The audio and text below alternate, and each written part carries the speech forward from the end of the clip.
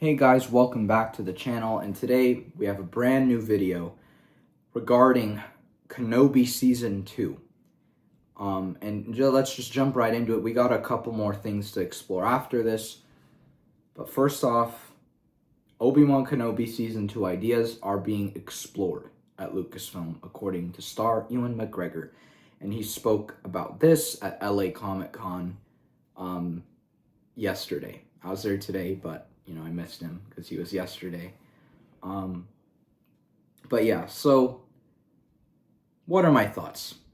As you guys know by now, I despise the Kenobi series. I really think it's an absolute mockery of both those characters, and they damaged both of them in their own ways.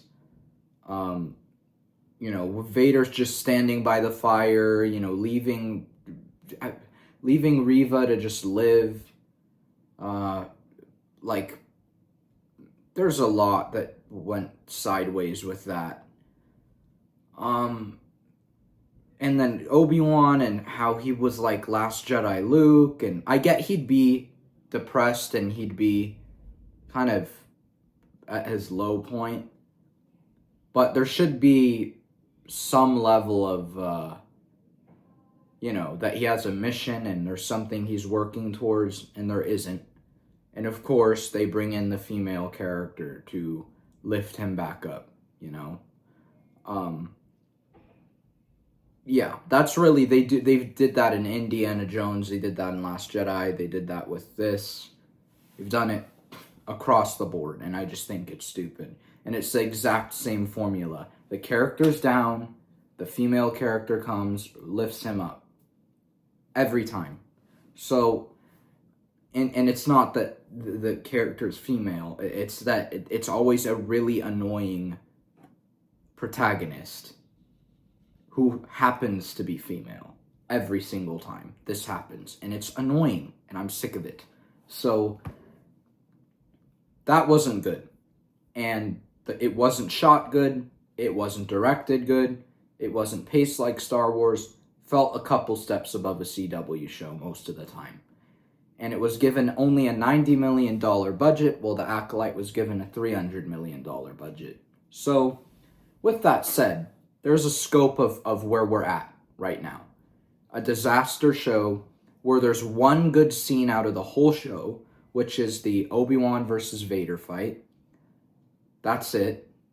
Maybe Vader sitting in his chair on Mustafar after talking to Palpatine, maybe that too. But the Anakin scene in that, like when it's before episode 2, it feels so like the costuming and makeup was not good there. Not costuming, the makeup and hair department did not do a good job with that at all, in adapting their hair to their age, and the VFX wasn't good on their de-aging. I don't think they de-aged him at all. And it just looked weird. I don't think it looked good at all. Compared to Ahsoka, where Anakin's face looked exactly how it did in Revenge. Not 1-to-1, but very, very, very close. The closest you can get. But what they did in Kenobi was just horrible. Like, it did not look good at all. Does that mean I hated the moment and it was like, oh, this is garbage? Hell no. Obviously not. I saw Hayden Christensen in it as Anakin again for the first time. So of course I loved it in the moment, but now that we got him in Ahsoka, and I've gone back to that scene, it's very unnecessarily stitched in. I don't think that's an example of like unnecessary fan service. I guess for the time being, I'm glad that it happened, but, now that we're 4 years later, 2 years later, I find it to be kind of unnecessary now. But yeah, so, and then Reva, the whole Reva thing, and how she's really the secret lead of the show, and Obi-Wan's like pretty much a side character, especially the scene where, what's it called? She's like almost killed Luke, like Obi-Wan's very much not focused on in that moment. That's very much a Reva central moment. And she shouldn't have been given that much focus. And Leia shouldn't have been given that much focus. It should have been Obi-Wan, Darth Vader. Those were the two characters that should have had 100% of the attention. And Leia could have been there, but as a side character, and Reva could have been there as a side character, like Stuart Beattie planned. Actually, in Stuart Beattie's script, Leia wasn't even there. So they added that in later because, it probably wasn't diverse enough for their stupid agendas. But Reva was there, and she was a side character, and she served the plot. So that's why she was there. So originally, we wouldn't have hated Reva at all, but now we do, because she stole the show. Not stole the show in terms of her performing well, but in terms of screen time, she stole the show from, the GOATs, and that kind of sucks. It kind of sucks to have that opportunity to come back and then have it be not delivered well. That sucks. So yeah, that's season 1 of Kenobi. A freaking disaster that looked bad. The sound was good. Yeah, that's true, because the Vader helmet, the sound design was great. It looked like crap, the story was crap, directed like crap, shot like crap, acted not great, other than Ewan and Hayden, of course.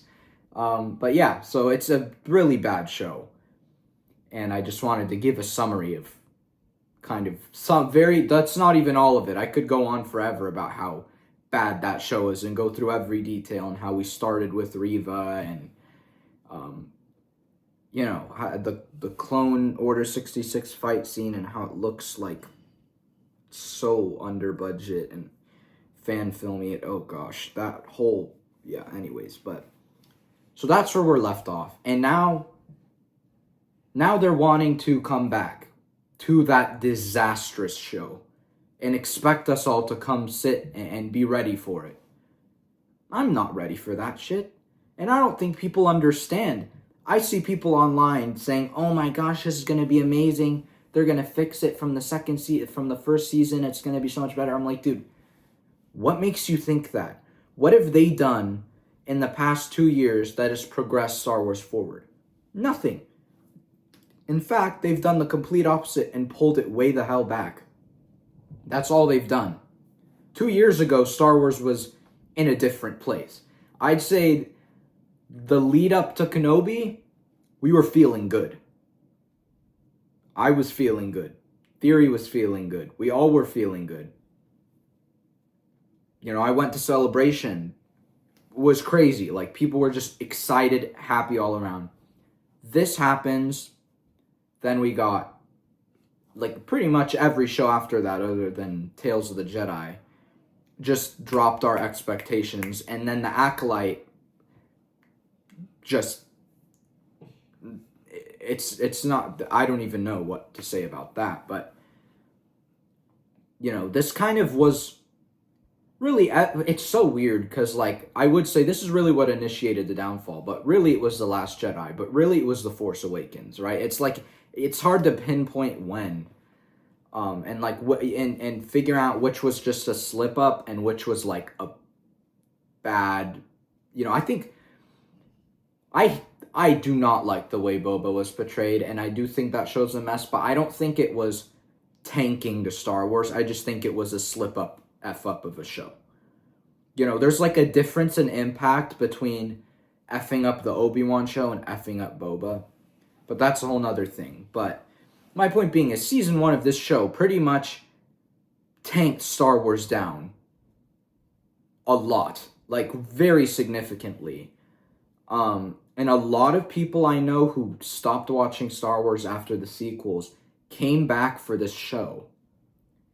And were disappointed and left again. And they haven't seen anything since. So that's kind of the way it's gone.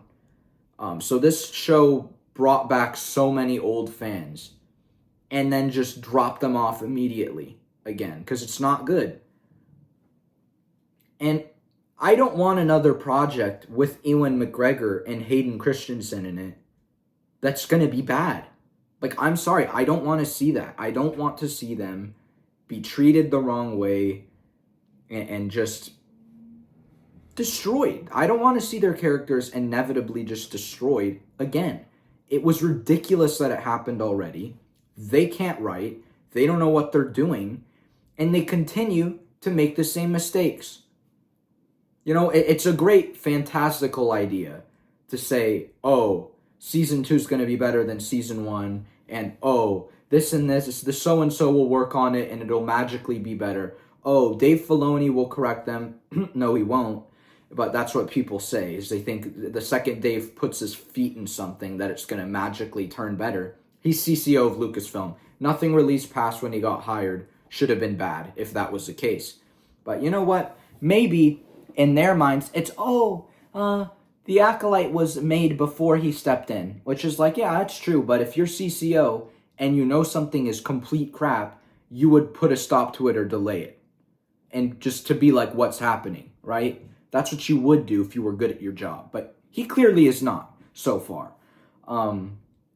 So yeah, that's kind of where we are. And I really, really don't think making an Obi-Wan Season 2 is a good idea if they're going to be doing it in the same style and the same format as the show.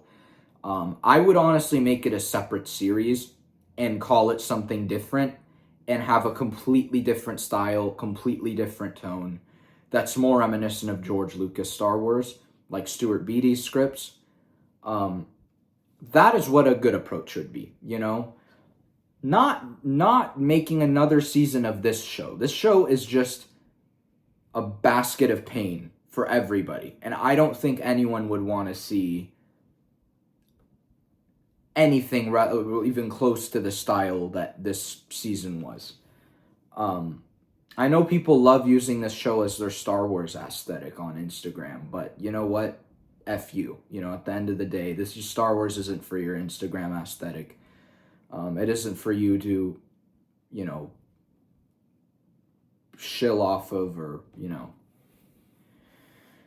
all that crap that I've said a million times. This isn't for you. You know, this is for fans who've stood up for the prequels and stood up for Hayden and Ewan for years and have not gotten the right treatment. That's what this is for, you know.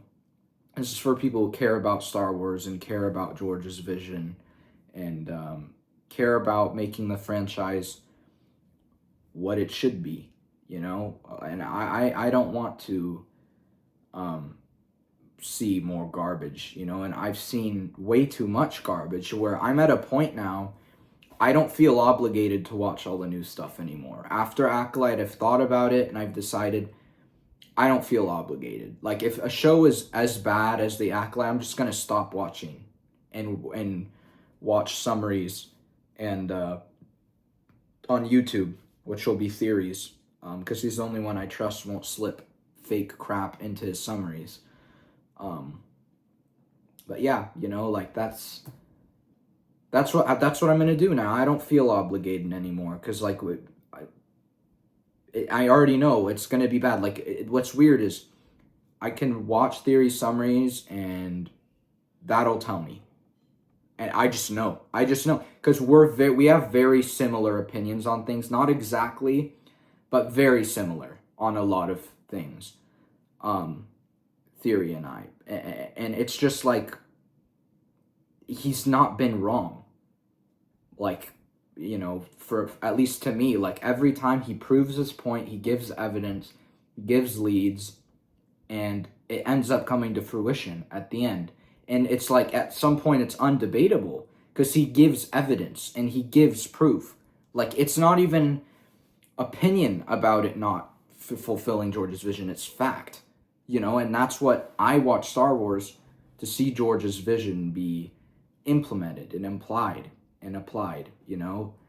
And it's just, they haven't been doing that. They refuse to, and they just take it beyond not just following George's vision, but completely making Star Wars a different franchise. That's kind of what it's like now. And that's sucky. It's sucky for fans. It's sucky for people working on it.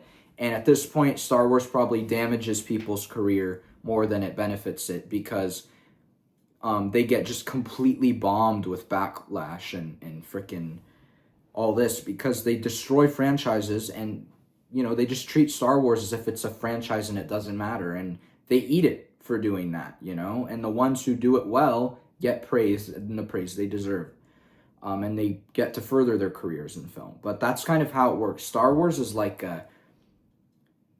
it's a very pivotal moment for anyone in their career, obviously, and if you do it well, your career goes well. If you do it bad, you're effed, and we've seen that statistically. What has Deborah Chow done since Obi-Wan? Nothing. What has Robert Rodriguez done since Book of Boba Fett? Nothing. Right? Like, this is what I'm saying. Like, it just wrecks. It wrecks your career if you do it wrong. Like, it really does. It's, like, bad. Even Rian Johnson, he's just making Knives Out, 2. And Knives Out, I guess he's doing 3. But, like, those are... He already started the series, so of course he's going to finish it. He hasn't made any other originals or anything since The Last Jedi. So that impacted his career for sure. Because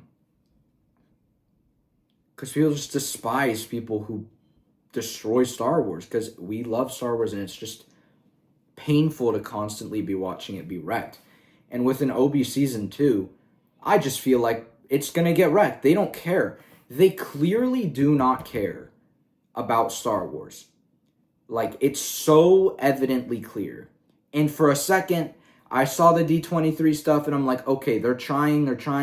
And then all this crap has come out since then, and I'm like, why would I even have believed that for a second? That's all a show.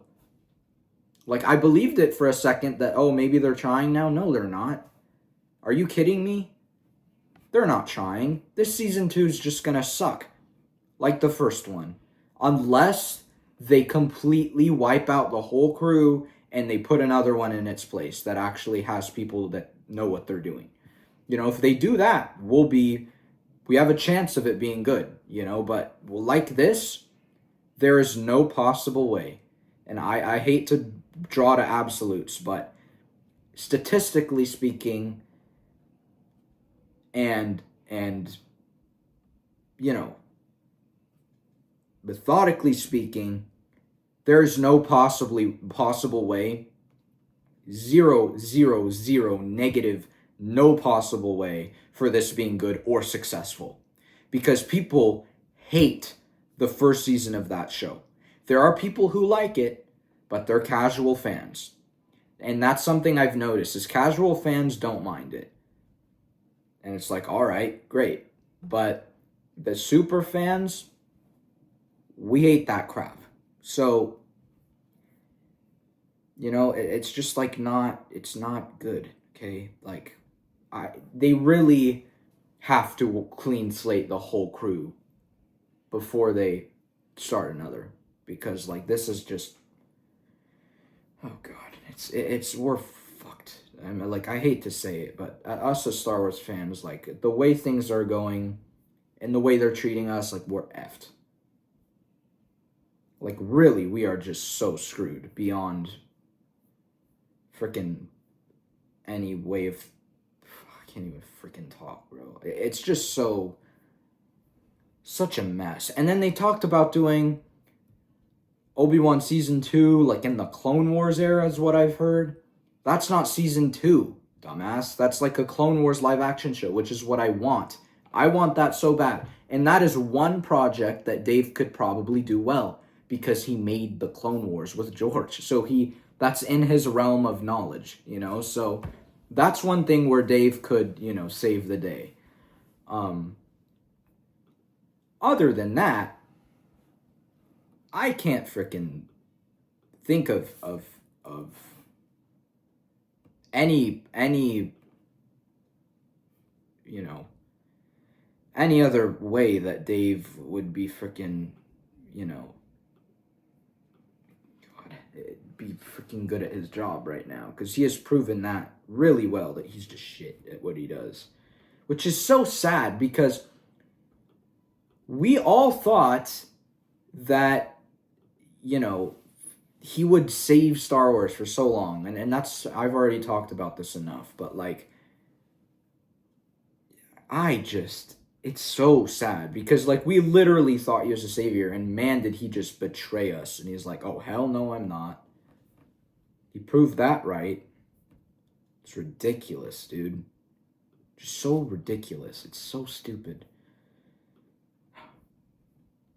So that's number one. Number two, okay. God, there's so much crap going on right now in Star Wars, which is great, but oh, okay, well, we have a good thing. Skywalker Saga Marathon is coming to theaters. Really? Is this like, why? Why now? I mean, I'm all for it, but like, huh?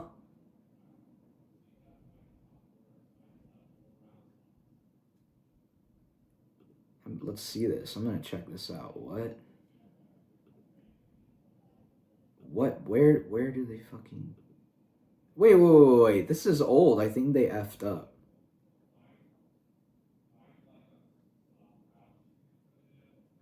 Oh yeah, they effed up. This is an old thing. Yeah, I was like, what the hell? Why would they be doing that right now? Yeah, I was like, huh? Freaking MSN. 2 hours ago? Yeah, they screwed up, dude. I was like, shit, I'm about to go watch, Attack of the Clones and Revenge, and, because I saw episode 1 in theaters, which I'd see it again, because why not? I'd want to see all of them, though. That's the problem.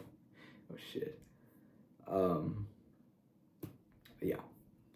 Anyways, what was I saying? Right, next thing. So, this comes from Theory Talks. Not Theory Talks, God. Star Wars Theory Plus, his, Clips channel. And it's a clip from his stream with Stupendous Wave. And this is something that I completely glazed over. I had no idea that this even happened. But apparently, and Theory said too that he didn't notice it. In a clip from when they were revealing the High Republic way back in 2021, they put their Star Wars whiteboard with all of their, things on it that make it Star Wars. So, but basically, this is how Disney looks at Star Wars, and it's been there the whole time, but we just haven't noticed it, which is, I think, so funny, because I'm always looking for things as, evidence and proof, which I have a shit ton of. But if I can get more, I love getting more, but I totally missed this, But yeah, it's there. And they're trying to hide it, clearly, because it's nowhere. But anyways, so Lucasfilm, yeah, like I said, they had a whiteboard when they were making the High Republic, and they have this whiteboard when they're making Star Wars that has all the things on it for what makes something Star Wars. And I'm going to go through the whole thing for you, and you're going to see how childish this sounds. Ready? Fiction. Authentically lived in. Surprise. Diversity. Actual ending. What does that mean? Feelings. Relatable characters. Sweeping / epic. Humor. Wow. Isn't that insightful? You have every record that George Lucas has ever made, and this is what you come up with out of all of that. This is what makes the Star Wars story authentic. Really? We're not done. We have a lot more to go, but that's the first section. What do you mean? Okay. Authentically lived in, surprise, actual ending, feelings, relatable characters, sweeping epic, humor. That's just making a good movie. So the fact they have to write that down is really, really, really disheartening. And the fact they had to put diversity in there, insane. And absolutely insane. And it proves that they do have a rhetoric and they do have an agenda. This is 1,110% proof of that it's in there and that they are forcing it in Star Wars. So the next section is Star Wars with the heart drawn. Ready? The first thing that they write on this whiteboard, no matter, out of everything, you'll see even the first two, it's ridiculous. Ready? The first one, not pro-war. What does that mean, pro-war? I'd never heard this term until today. What does pro-war mean? Like you want wars to happen? No one does. Like, what are you talking about? So that's number one. Number two, droids. Really? So I love droids to death, but are they the second spot on what makes something Star Wars? No. Third is scope. Great, but is that even third? No. Fourth is mythic. Wow. 4 words down, you kind of put the most important thing. Ready? 5. Space and lightsaber battles. Wow. That's so insightful and amazing. Ready? 6. No single main character. Really? So you're telling me Luke Skywalker and Anakin Skywalker aren't the main characters of their trilogies? Really? Because I don't think, I got a different message, you know? I don't know. Yeah, and they totally didn't do that with Rey, right? Like, none of that makes sense. 7, the Force. Wow. The Force is all the way at number 7. Good job, guys. You're so smart. I can imagine the whole room. You know, the blue-haired girl with the bull nose ring and the rainbow shirt goes. They're like, what makes something Star Wars? It's not pro-war. Like that, really? God, fucking idiots. Ready for 8, complicated monsters. Like, what the hell does that even mean? These people are absolutely stupid in every way, shape, and form. I cannot believe these are the people running Star Wars right now. I cannot fathom. Fucking kidding me, dude. Ready for Star Wars wishes. This is what the Lucasfilm writers' room, this is what they want in Star Wars. And compare this to what we want, okay? High Republic, Relic Hunters, University, Dinosaurs, Representation and Diversity. I don't even know what that says.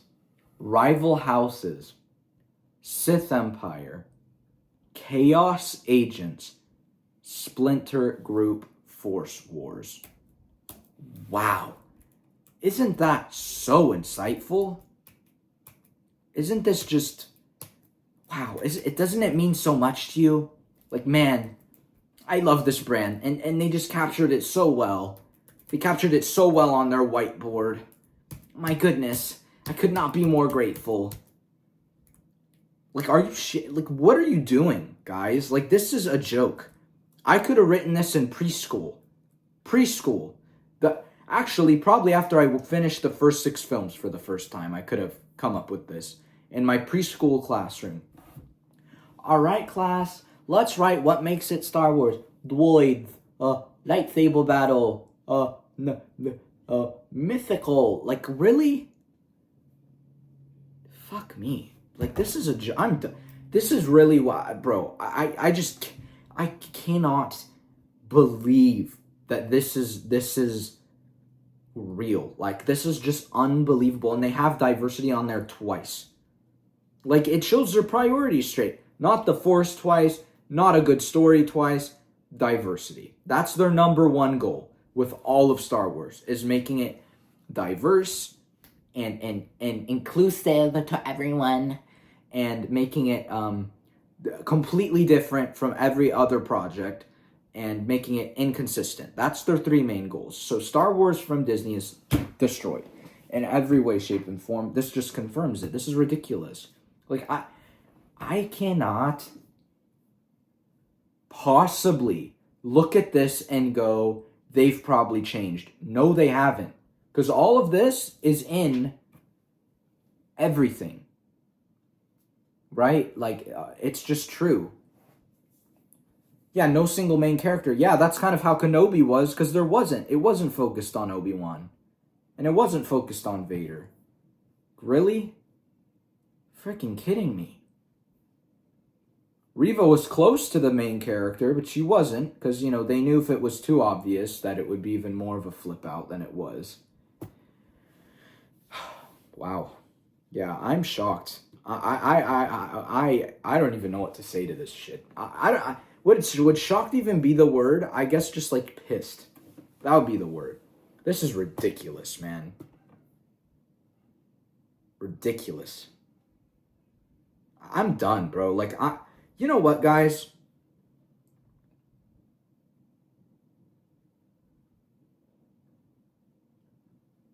Yeah. I'm done. I'm done with the you know what? I'm over it, dude. I'm over watching this shit.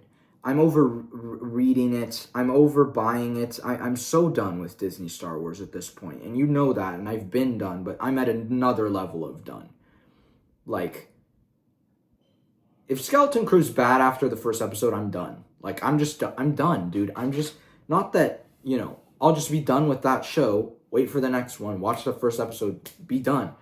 And maybe not even that. If it's like Acolyte Season 2, I just won't watch it. I don't feel obligated to watch this horse crap. I don't.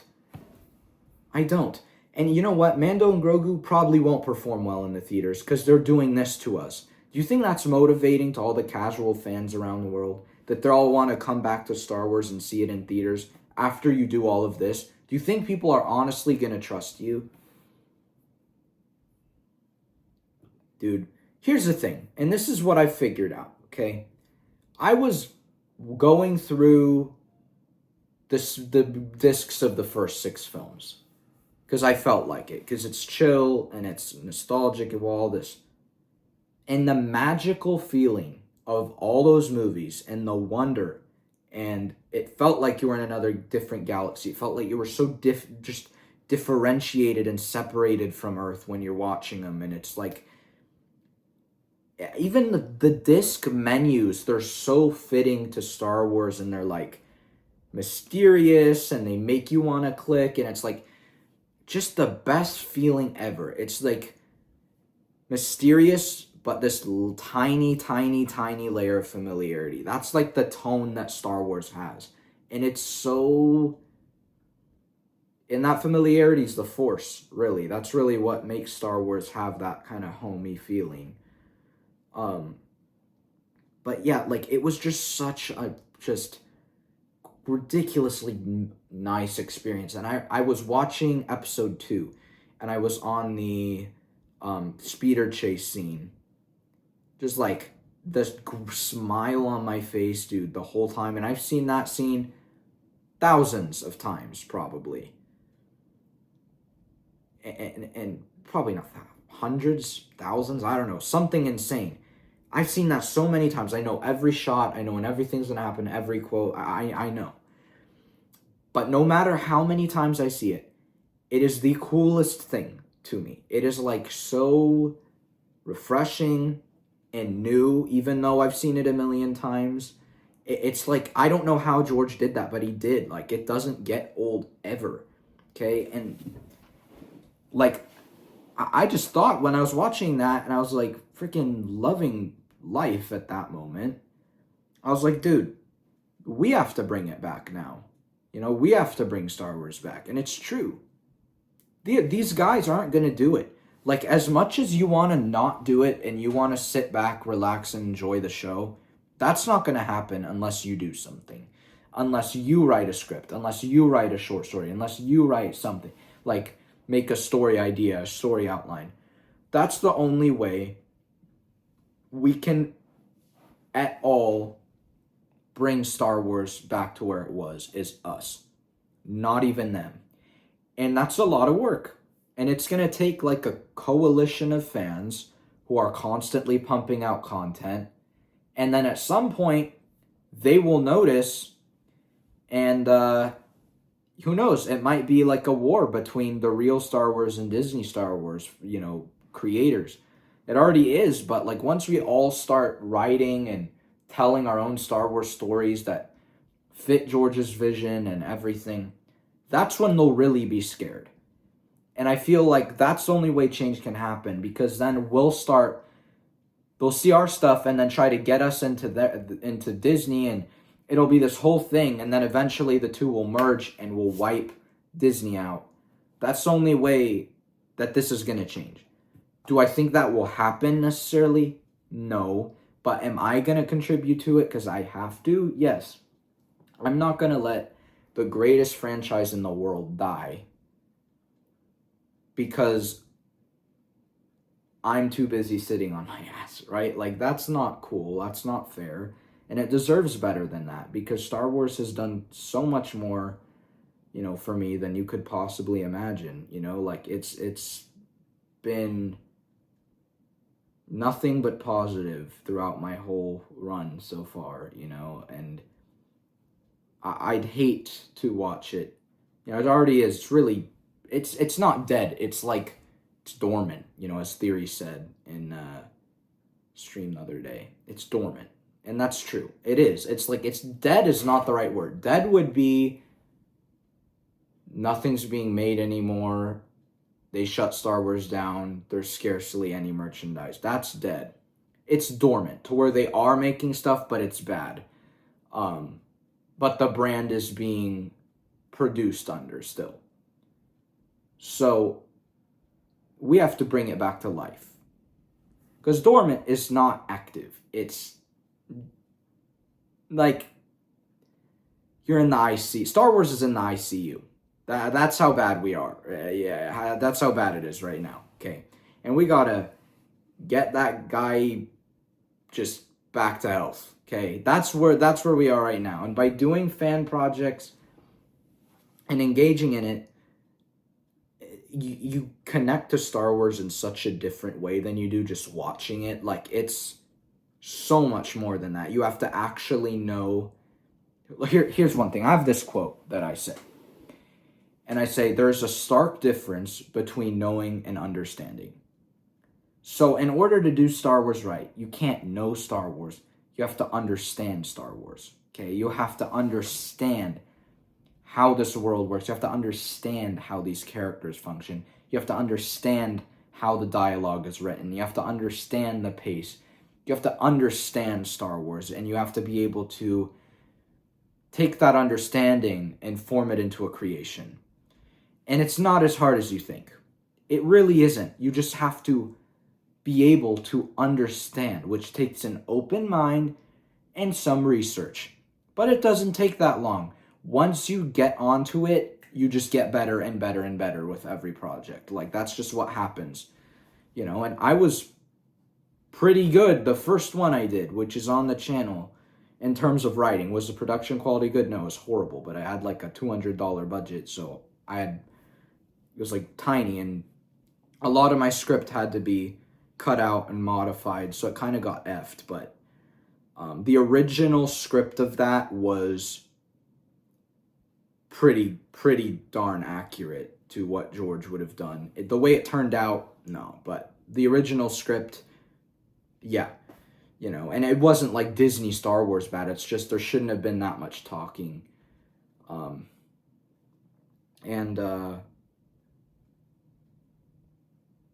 That's probably it. And it had to end on hope. There's two things. But I got the music right. I got the way they spoke right. Like, I got all that fine. But my point being is, no one's first of anything is going to be great. Like, that's not true. So, the fact that my first thing was like that is a good sign that I know what I'm doing. And especially that a ton of problems happened and I had to take out half the script, so that's, not bad in terms of nailing the feel of Star Wars. And that's what I had people tell me, like, the feel of Star Wars was there. And I was like, that's great. Because that's really why I did it. I wanted to test if I can do it, and I could do it. So, yeah, we have to take Star Wars back, guys. We can't let these guys have it. These fools who, characters have been an abomination to the franchise, and these fools who think they know what they're doing and they don't. We have to take it back and shape it into what it should be, because they're not going to do it. And if you're sitting here waiting for them to do it, they're not. You should start crafting stories. It's fun, dude, too. If you're a fan, it's fun. There's nothing boring or lame about making your own Star Wars story and going through all the... What I do is I gather all these encyclopedias and I gather all these chapter books and all these books and I go through all of them. That's my favorite part. And just like diving into the lore and the deep lore that like no one knows, you know, and it's like, and it's not even really relevant in the project, but it is. It's like there, but not. It's this cool thing. But I love doing all of that. And once you get all the lore together, your story becomes straighter. It's like, oh, it's so fun. But yeah, you should do it. You should try. Even just going on a Google Doc and being like, I have an idea for a whatever Star Wars project. And then every day you just add a paragraph to it, like 3-4 sentences every day. Not even scripted, just like the story outline. And then you're like, oh, this is great. Let me change this, and that. And it becomes more and more solid. You can do that. And it's easy. You don't even have to do any of the stuff I'm doing, right? It's like, we have to bring Star Wars back. Like, we do. It's like, we have to. It's just such that George made all these amazing stories, and we can't let that all go to waste. And I have to pay him back in some way. And I feel like by me being a filmmaker is how I'm doing that. So, yeah, that's basically what we got to do. So, you know, I want you guys to make your own stories, and I'd love to read them. You know, I'll set something up to where, you know, I can make like a shared drive of all your story ideas and projects. I'm not going to use them. We'd have to find a way to copyright them or, you know, block them to only me or something, because you have my word from my heart. I will not take your ideas, and I promise that. And if there's something that interests me, I will talk to you and you will be involved with it all the way through. That's how it's going to work, because I'm a genuine person. I don't steal. I'm not nasty. But I'd love to see your guys' work, and I'd love for you guys to share it with other fans to show that you know what you're doing. And if you can, share it with Lucasfilm and be like, this is what I'm doing, and I understand and know what I'm doing. You don't, right? So, yeah, that's really all I have for you. So, a lot of bad news, but, you know, bright horizon looking forward. Just like the ending of Empire. You know, that's where we are right now. Actually, probably ending of Revenge of the Sith. That's more fair. That's where we are right now. Okay, it's a dark time. Yeah, but thank you guys so much for watching. Leave a like, subscribe, share. I will see you in the next video. Till the next one, may the Force be with you always.